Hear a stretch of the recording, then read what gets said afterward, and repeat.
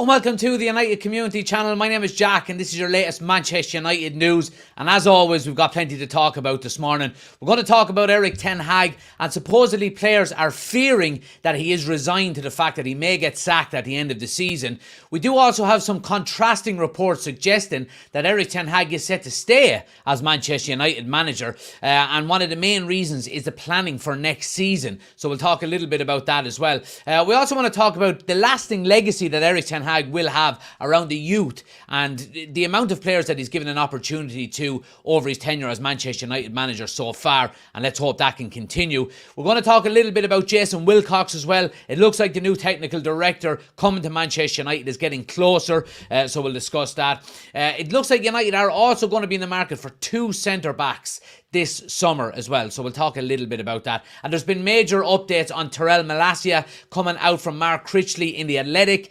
Major updates in relation to his return and why his injury has taken so long and why it's taken so long for him to recover. So we'll talk a little bit about that as well. But before all that, guys, please do smash a like on the video. Hit subscribe if you are new to the channel. And as always, get your comments into the comment section below and we will get into them as always. But of course, we're going to start with Erik ten Hag, guys. And it's coming out from Neil Custis in The Sun in the last 12 hours or so, suggesting that Manchester United players are fearing that Erik ten Hag has now resigned himself to the sack at the end of the season. A number of United players have noticed a change in the demeanour of ten Hag in recent weeks. Now, we know where this is coming from. It's coming from The Sun. You know, not the most reliable of sources.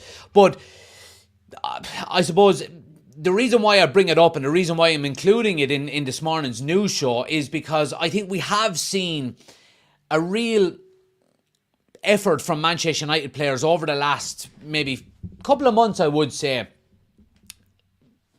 I suppose in terms of work rate and energy levels and overall positive, I suppose the performances on the pitch aren't that good and results have been very inconsistent throughout the entirety of the season. However, I don't think there's a lack of work rate and I don't think there's a lack of commitment by the vast majority of the United squad, it has to be said. You know, now there have been, you know, obviously isolated incidents. You know, Marcus Rashford has been one of the main talking points this season in relation to his work rate, his energy levels and his overall commitment to the squad. However, I think there is a core group of players there that you would say that these are probably the players that do have a future at Manchester United that are working really, really hard. You know, the likes of Bruno Fernandes, while he's not having the best of seasons by his high standards, we can see he's working very, very hard. Diogo Dalot, for example, working very, very hard. Probably our best player this season. We look at Rasmus Højlund, for example, coming in, young player, first season there, and has struggled to consistently score goals. And I think there is a lack of real service to him. But the one thing we can't, I suppose, get disappointed about with him is his work rate and, you know, the amount of energy he's putting in and the amount of commitment he is showing to the team. And there is a number of players that are doing that. I will go to the likes of Anthony as well. Output hasn't been fantastic in terms of goals and assists and so on, but I've said it on multiple occasions. The one thing I would never criticise him for is his work rate. He works really, really hard. Manchester United's problem is quality more than anything else. I think the commitment levels are there by a large number of players, and I think what's letting us down more than anything else is the actual quality within the Manchester United squad. And I think if we can improve on that, then absolutely, you know, we will see vast improvements. And I think that's what Erik ten Hag is seeing more than anything else. I think he's, you know, he's not blinded by the fact that we've had massive injuries to key players this season. And there's been a lack of consistency at getting a settled 11 in. And I think that's huge when you're looking at, you know, a 38-game season. When you're looking at key players missing for large amounts of time, the main two have been, of course, Lisandro Martinez and Luke Shaw as well.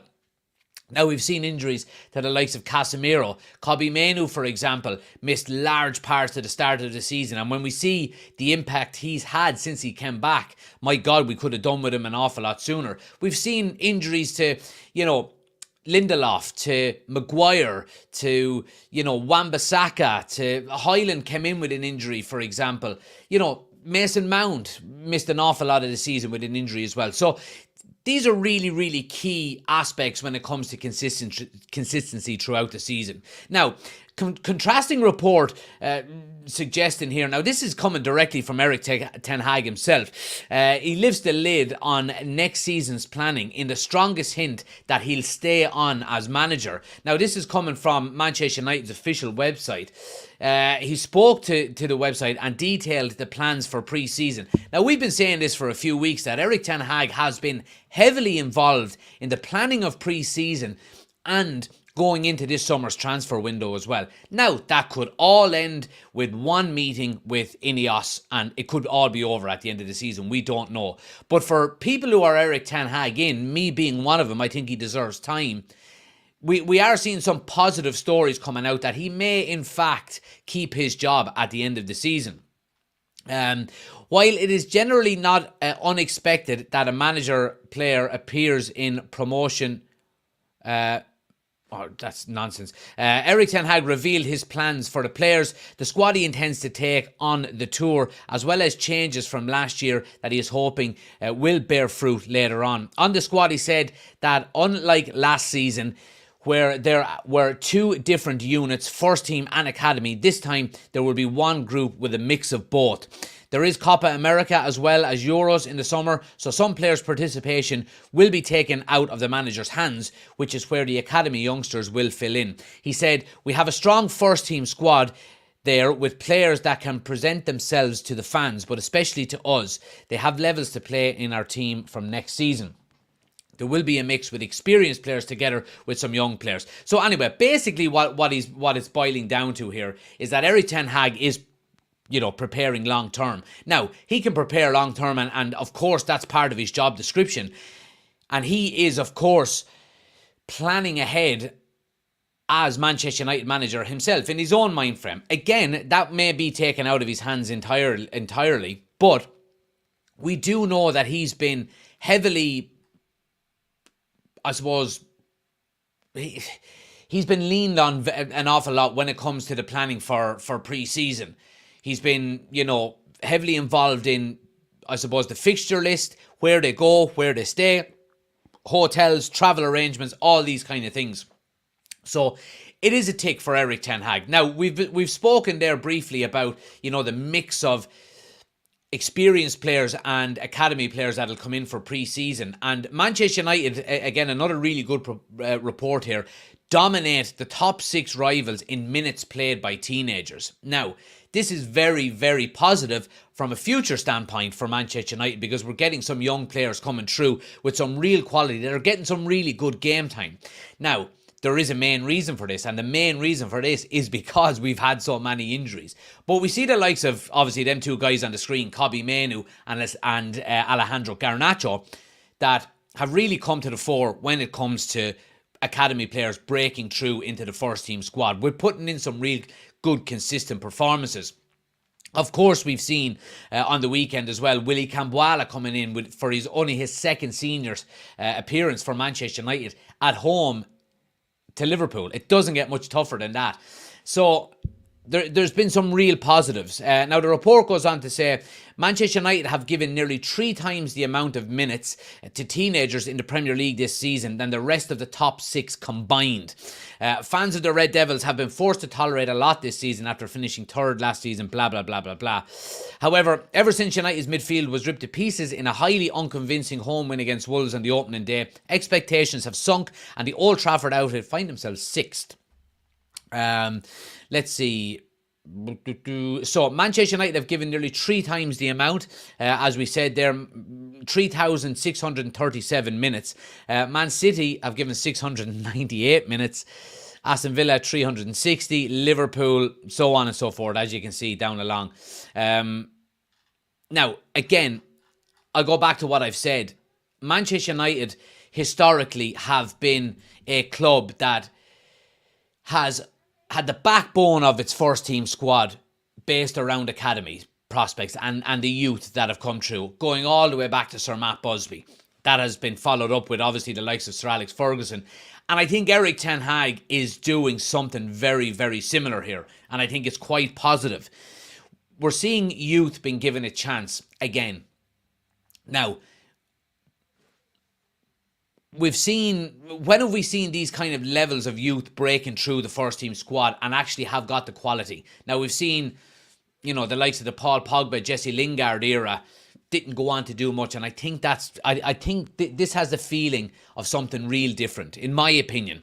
It's great to see, and we've said over the past few months that whatever happens with managers or players over the next 3 to 5 years, for example, the core of Manchester United's team needs to be built around the likes of the Garnachos, the likes of Kobbie Mainoo, and the likes of Rasmus Højlund, who's 21. Obviously, he didn't come through the academy. And of course, there is, hopefully we can see the real growth in the likes of Willy Kambwala, because it would take an awful lot of pressure from Manchester United to go out and have to sign more centre-backs in the summer. Now, is he going to stay at Manchester United next season as a squad player, or is he going to go out and get some maybe experience on loan? That remains to be seen.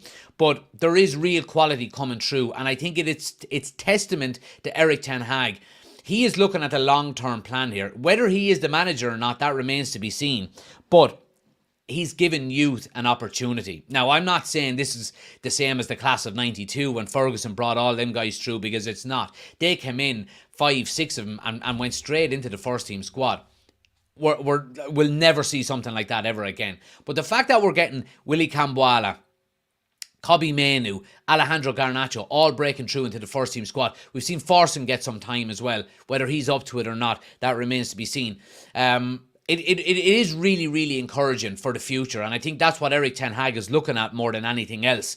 And long may it continue, because we need to build a squad around these players that are going to be here for the long term, and put some, real quality in and around them, and a bit of experience as well. You would have to say we will need some experience there to help these guys develop as much as they possibly can, because the more you can do that, the quicker these guys will flourish, you would say. So it's really good. But look, again, we go back to what it's all about with Erik ten Hag. I hope he keeps his job. I think he deserves an opportunity under the Ineos umbrella, with a new structure. And speaking about that structure, we're going to get into Jason Wilcox now, because there's been some updates in relation to the appointment of the new technical director. Now, the expectation is that Manchester United will have completed the appointment of Wilcox as the new technical director in the next week or two.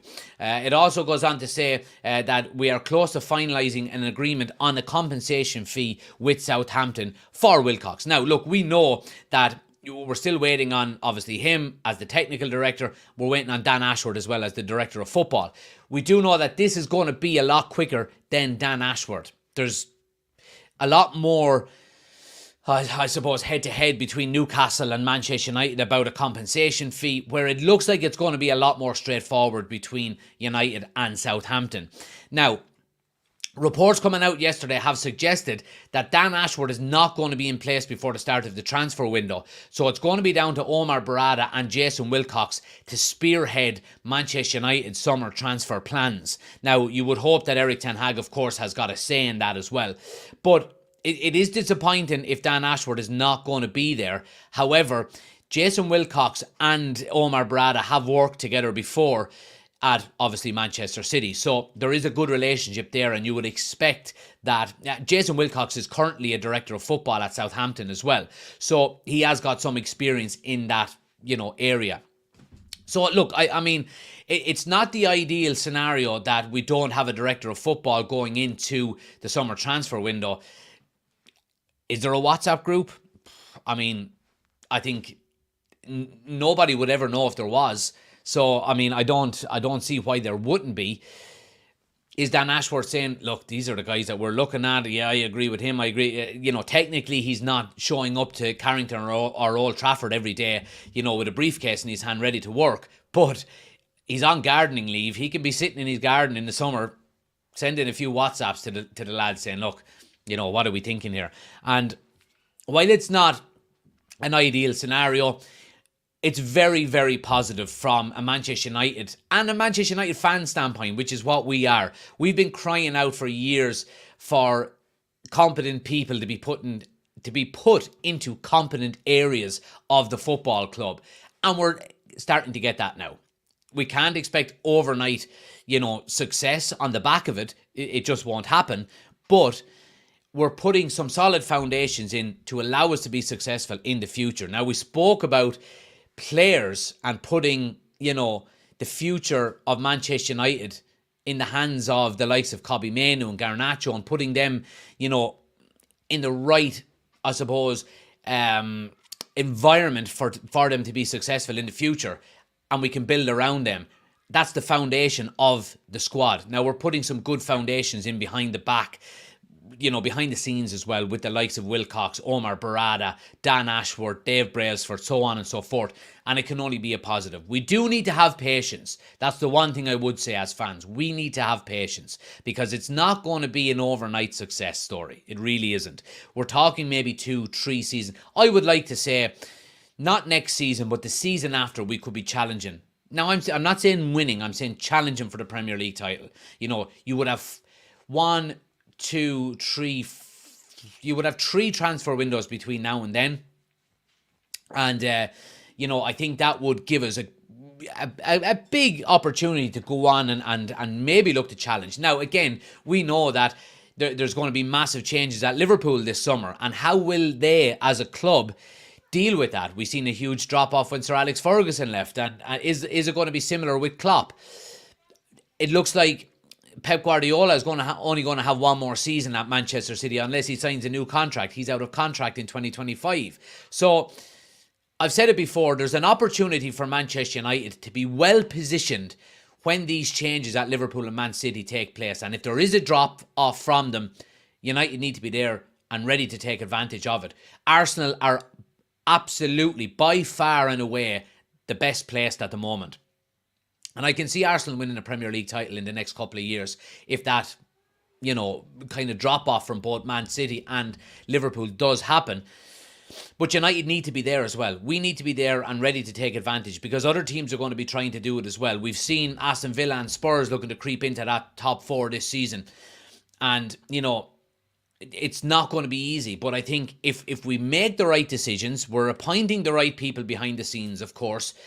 If we can have a couple of good transfer windows between now and then, I think we can be well placed to take advantage of a potential slump from the likes of Liverpool and Man City. And who knows then? That can be the turning point that you need, for Man City and Liverpool to fall away and be the 3rd and 4th place team for the next, 3, 4, 5 years. And maybe it's time for United and Arsenal to have another rivalry again.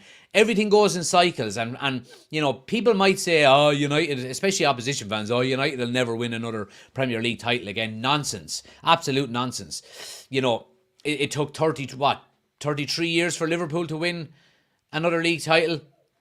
So everything comes back around, and let's hope it's sooner rather than later for Manchester United, because obviously we need to get back to where we want to be. Now, talking about summer transfer plans, Manchester United, according to a number of reports, are looking at signing more than one centre-back this summer. Now, again, we've spoken about this on numerous occasions that, I do think it's going to be more than one centre-back coming in the summer. I think we need more than one centre-back.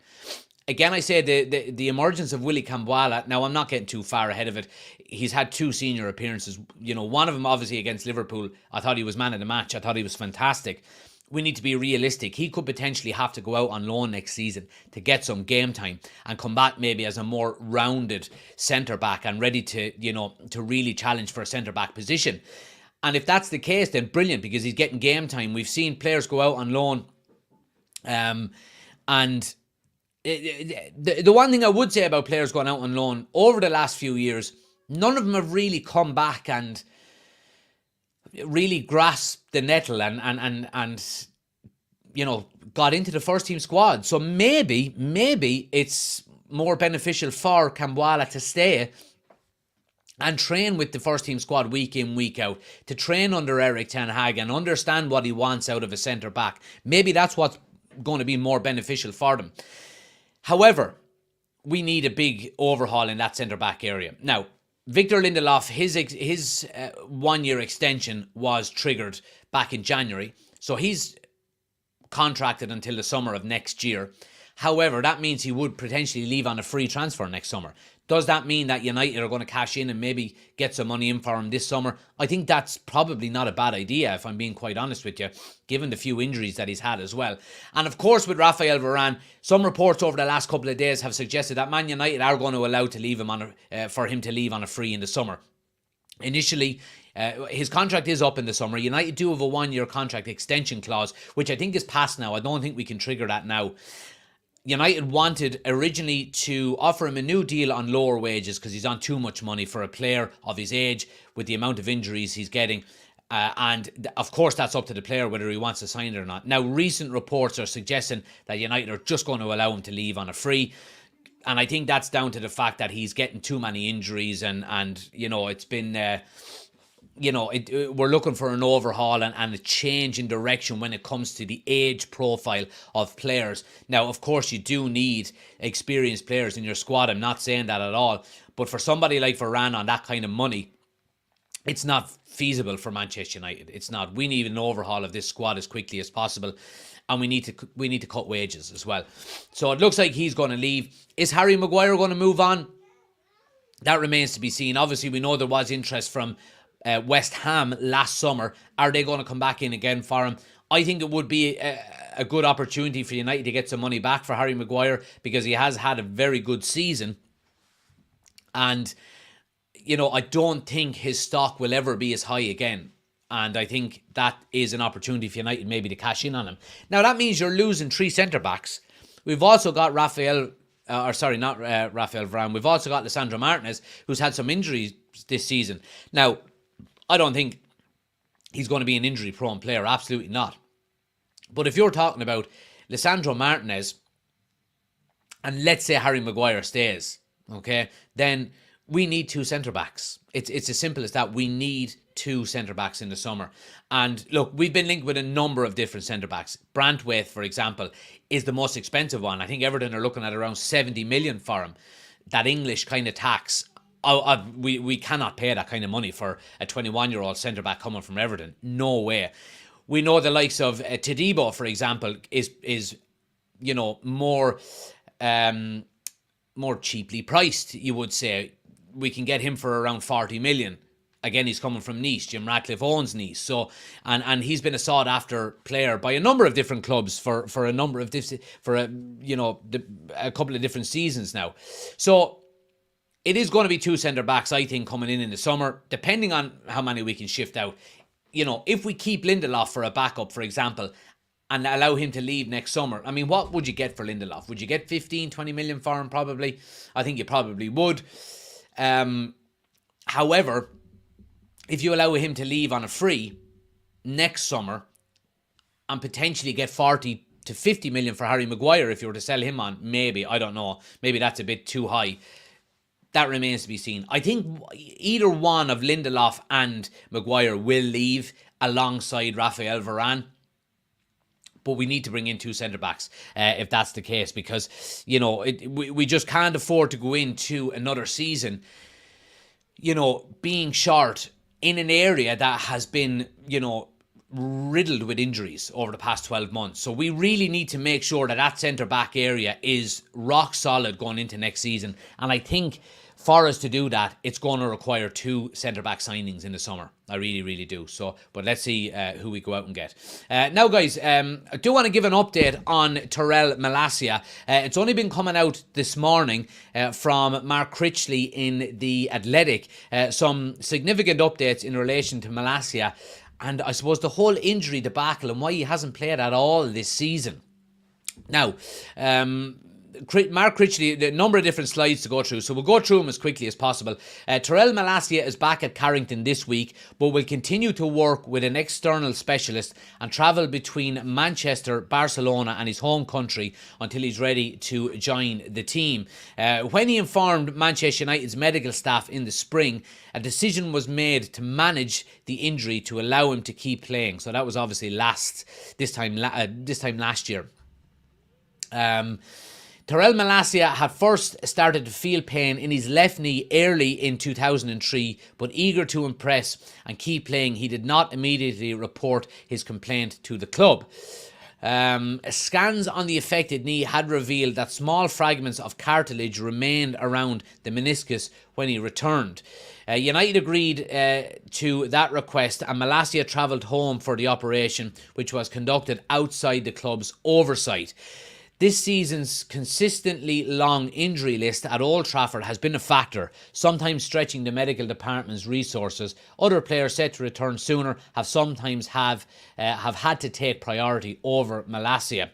That is still a few weeks away. While Malacia is only expected to complete his recovery towards the very end of the season, it is expected to be a full recovery and not set to have any long-term impact. So once the injury is done and dusted, it looks like he is going to be coming back. Now, my overall opinion on this report is one of naivety on Manchester United's medical department. Now, we do know that I can't think of his name, but the guy from Arsenal came in a few months back and took over around the medical department, and you know, you would hope that there is improvements coming down the line. But for Manchester United, you know, for example, when Malacia informed Manchester United about his injury, a decision was taken to manage the injury to allow him to keep playing. Now that's very naive, and now hindsight is a great thing. We don't know the ins and outs of it and how serious the injury was at the time, but obviously him continuing to play on it didn't help. Now, another area here would be, which one are we looking at here? This one. Man United agreed that they agreed to allow Malacia to travel home for the operation, which was conducted outside the club's oversight. How a club of Manchester United, with the money involved and, you know, the importance of players too, and especially in specific areas, you know, whatever about a centre-back where you have 4 centre-backs, for example, if they were all fit. Malacia being allowed to go for an operation outside the club's oversight when it's just him and Luke Shaw that are available to play at left-back is a massive letdown, in my opinion, by the club. I think it's very naive on the club's point of view and should never have allowed to be done.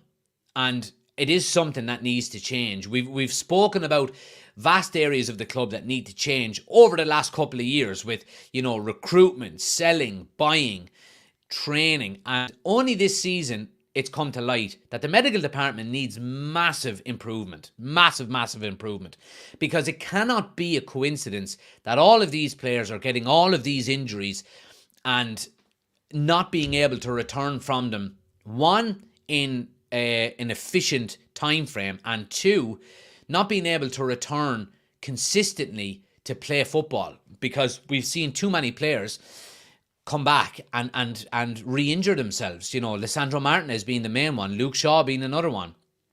Malacia, it looked like, was going to be back in December, then it was pushed back to January, and then there was a setback again, and he wasn't going to play for the rest of the season. So it's a big area of concern from Manchester United. The medical department need to improve, like an awful lot of the areas behind the scenes at Manchester United. Let's hope it does, and I am sure that, you know, Jim Radcliffe and Dave Brailsford and this overall, you know, kind of view and kind of deep dive into United is going to be, you know, the medical department is going to be taken into consideration by Ineos as well, and what can be improved there. There's no point in buying players and improving scouting and, you know, transfers and getting players into the club and giving them the environment to be successful if we can't keep them fit. And that's down to the medical department. The medical department needs to improve, like a lot of other areas within Manchester United, because if it doesn't, we're going to continue to see these types of injuries, and players are going to be left out, and players are going to be continue to be injured. Key players, we can't deal without them, especially when we're trying to build a squad, and especially when our squad is so light at the moment. We've not got depth within our squad, so when we can't keep our key players fit, you know, it's going to always hamper us to actually go on and try and be successful. But guys, if you are watching, great to see so many people watching on Twitter as well, guys. If you are watching on Twitter. We do a couple of these lives every week on Twitter, but we do them all over on YouTube. So if you do want to subscribe to the YouTube channel, the link is in the description of my homepage, United Community Channel on YouTube. Head over there, hit the subscribe button so you don't miss out on any of the content. We do all of our watch-alongs, podcasts, transfer news shows, everything like that over there as well. Match previews, match reaction videos, all that kind of stuff is over on YouTube. So if you're watching on Twitter, please go give the YouTube channel a subscribe and turn on notifications as well, so you get notified when we are going live, as always. But I do appreciate you watching, guys. Hit the follow button on Twitter as well if you're new and you're watching. Hit the like button as well if you're watching on YouTube. I appreciate it as well, and subscribe if you're new to the YouTube channel. Again, guys, I will be back tonight. I'll be back tonight with the news show as always from 8 o'clock. We'll be doing a deep dive into all of these news stories and anything else that comes up in the meantime. But thanks for watching, guys. Hope you have a great day, and I'll chat to you tonight. Take care.